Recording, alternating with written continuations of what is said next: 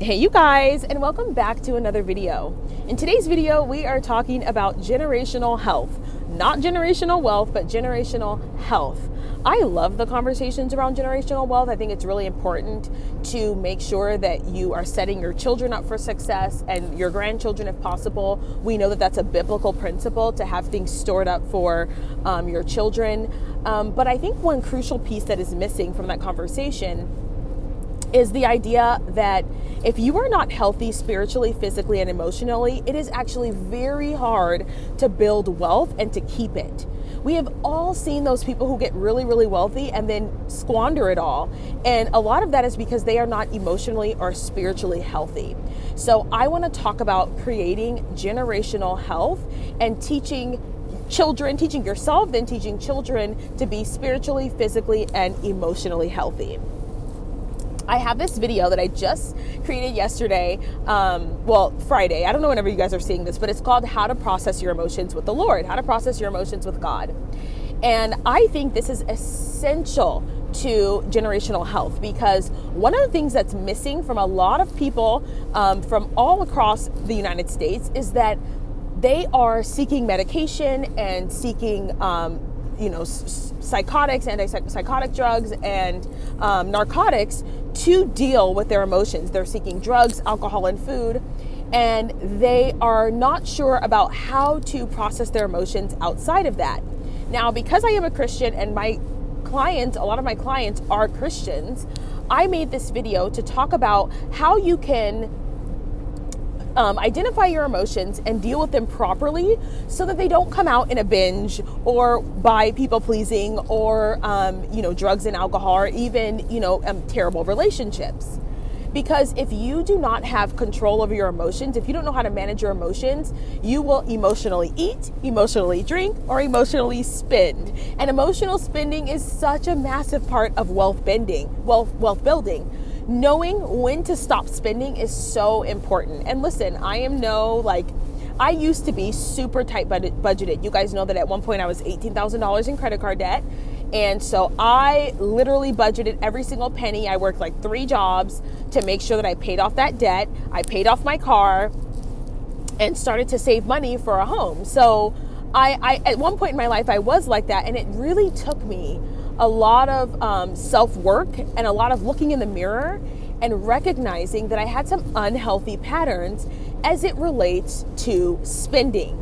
And what's interesting is that a lot of times, if you don't have control of your emotions, it'll come out in very different ways. So sometimes it came out in spending, sometimes it came out with alcohol, and then sometimes it came out with food. So when we talk about generational health, we want to make sure that we're actually learning how to be healthy so that when the money does come or when the success does come, that we don't squander it and we don't use it poorly, that we can keep it.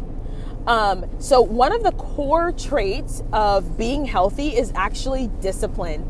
And this very much differs from motivation. I talk a lot with my clients in my app, the Fit and Flourishing app, about the difference between motivation and discipline.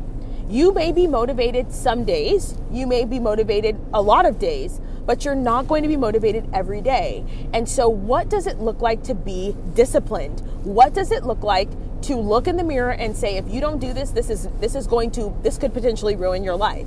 What does that mean? And one of the things that I say to my clients a lot is that you already have discipline. You know why? Because you get your butt up and you go to work every morning. That's discipline. You make sure you brush your teeth every night. That's discipline. You make sure you take a shower every day. I hope so. That's discipline. So if you add exercise and eating healthy to your regimen as hygiene, like the same way that you are so meticulous about washing under your fingernails and washing and using a loofah to soap up, right? To lather up. If you use that same mindset for healthy food and exercise, you will win in the discipline area because you already have discipline. You already have self-control. You go around and there's people who say all kinds of wild things to you and you zip your lip at work. You make sure you do not become a clapback queen at work, right? It's the same thing.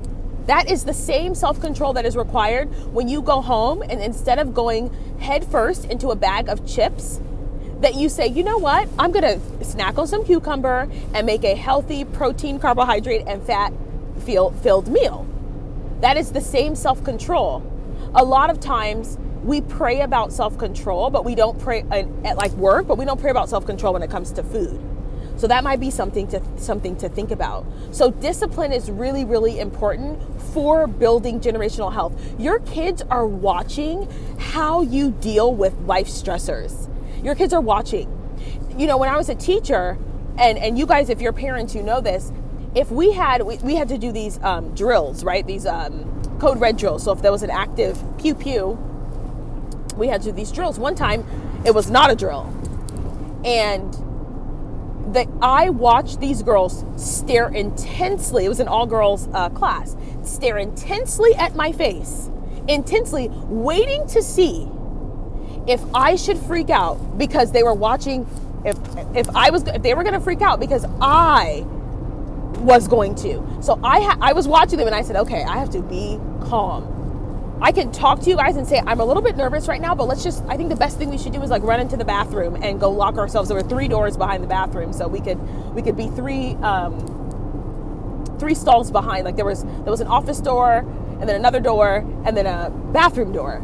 And so I learned in that moment, I'm like, okay, children are really watching how you deal with stress. If you're freaking out, hyperventilating and running around, or they notice, because kids pick up on everything, they notice that you stuff your face when you're stressed, they will pick up on that and do it. If they notice that you drink, they will do it when they become of age. If they notice that you numb out by watching TV all day, they will do it. And so it's really, really, really important, not just for you, but to know that people are watching you. They're watching you. Right? So that discipline that you apply to saving money is the same discipline that you apply to restricting yourself. Yes, because it requires restriction. Okay? So that's the first part of building generational health. The other thing is, this is interesting. I talked about this with one of my clients. We were discussing just like teens and, workouts. You know what's funny to me? Parents will let their middle school girl walk around with a 25-pound backpack, but will be afraid to let her lift some weights. It's a phenomenon to me, because I'm like, that backpack is heavier. Like it's a 25% of her body weight, maybe more, maybe less, but you're afraid to let her, pick up some 10-pound dumbbells and do some squats. And it's almost like we don't think that kids should have healthy habits. And it's really, really important when you're thinking about generational health that you are demonstrating and allowing your kids to see you work out and allowing them to do it with you. There is nothing wrong with your 10-year-old wanting to pick up some 5-pound dumbbells and do some squats with you. Let him watch you do that. They don't have to lift super heavy. They don't have to do some crazy barbell movements. They just need to see you and practice doing it with you. And that becomes part of their normal life. I say this all the time. My mother had 8 children. There was toys all over the floor. There were greens on the stove, workbooks because we were homeschooled, and then she would stop in the middle and do a workout. And that was her stress relief. And it was so normal to me that, oh yeah, you work out as part of your day. Like that's actually just like what you do. Your kids are watching. And there was another lady that came up to the gym with me, and she was like, my daughter used to make fun of me because I worked out when she was younger. And she's like, I about lost it because when she turned 13, she goes, Mommy, can I work out with you? Yeah, because they are watching. So getting kids involved in, yes, like team sports are great, you guys. I love, you guys know I'm a coach.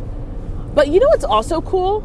Is teaching kids how to take care of themselves on their own. I remember I was coaching one girl, her dad is actually, never mind, I won't tell you who he is, but he goes, okay, can you start teaching her how to lift weights? Because if she doesn't, play her sport in college, I want her to know how to take care of herself and how to lift on her own and to do cardio on her own. And I said, absolutely.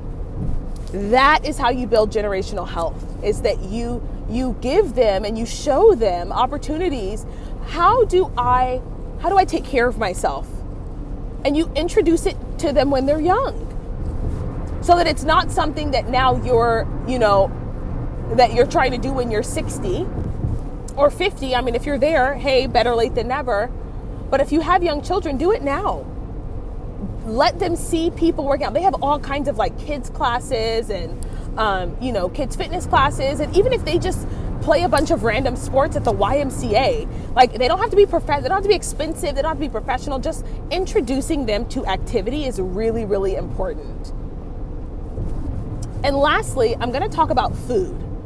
One of the hardest things for people is their issue with like emotional eating. Okay. A lot of people, and I have a whole course on this. You guys know that my course is, I think it's 3 hours now, and it is the most beneficial course that I've ever created. I really should charge more for it. I don't know how to change it. It's on Udemy or whatever. So you guys have to click on the link in my bio for it. But I talk so much about getting your emotional eating under control, so that when you're out with your family, you're not running to McDonald's because you're too tired to cook. You're too tired to make a healthy decision. You have to, absolutely have to understand that whatever you introduce to your children, their palate will love it. So the biggest mistake I think parents make is introducing their kids to fast food. I said it. The minute you introduce your kids to fast food, they will become addicted. Do I think they should never have it? No. I think that you should build their palate and build their tolerance, so that when they have fast food, they're not like, oh, this is the best thing I've ever had. They may say, oh, this is good, but it's a little greasy. I feel a little sluggish afterwards. No, thank you. That's the goal. Because truth be told, a lot of us eat fast food for multiple meals a day. And we don't really want to fix it. We don't really want to fix it. And then we go, well, why is my child, why don't my children want to eat healthy? Because you created a human being who would prefer fast food over real food because you don't cook real food in your home. So generational health includes restriction of fast food, of sugar, of soda. Oh my gosh, you're so extreme. Okay. Let's see whose children have actual healthy relationships with food. Because that your child eats fast food does not mean that they have a healthy relationship with food. That means that they probably use food as a dopamine hit, which is what fast food does, when they are feeling some kind of way. Whereas the children that I'm talking about, remember I talked about emotional health, they use food as fuel instead of as a medication. So if we want to create generational health and thereby generational wealth, we have to implement these principles. We cannot forego, good habits. We have to be active in parenting, active in our decisions, understanding that people are watching. Kids are watching. So much so that I think I told you guys this, maybe not, maybe I told my Instagram, but when I was coaching a lot more, I had my groups of girls, and sometimes I'd bring them like candy at the end of practice. I would say, okay, you guys need some sugar for your, see, it's balanced. So I would bring them some sugar, and they go, oh my gosh, Coach Joe, you eat this? And I would say, every once in a while.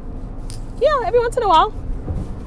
And they'd go, oh, really? And I was like, yeah, like every once in a while I'll have this. Do I love it? No. But every once in a while I want some candy, and I have some candy. And they were like, oh. Because in their world, it's either never have candy at all or have candy all the time. And all it took was for me to say, yeah, I do. I have it every once in a while, but I don't let it control me. I prefer healthy food. I prefer fruits and vegetables over candy. But those are the conversations that you have to be willing to have with your children. And I know it's tough. I know it's hard. I mean, I often think about, how we communicate nutrition and exercise to children in a way that does not create some sort of weird, disordered behavior in them, because that is important. But it's also important that we have discipline. And I think I would err on the side of having discipline than saying, well, they'll be fine. They'll be fine. I think I would err on that side. And tying it all back together, generational wealth comes from being disciplined. Like, being able to be patient and wait is such a key part of wealth and such a key part of health. And if you can put those two things together, I think you just have monumental success. So anyway, that's my Sunday chat on generational health and generational wealth. If you guys enjoyed this video, don't forget to like, share, comment, and subscribe. And I'll see you guys in the next one. Bye.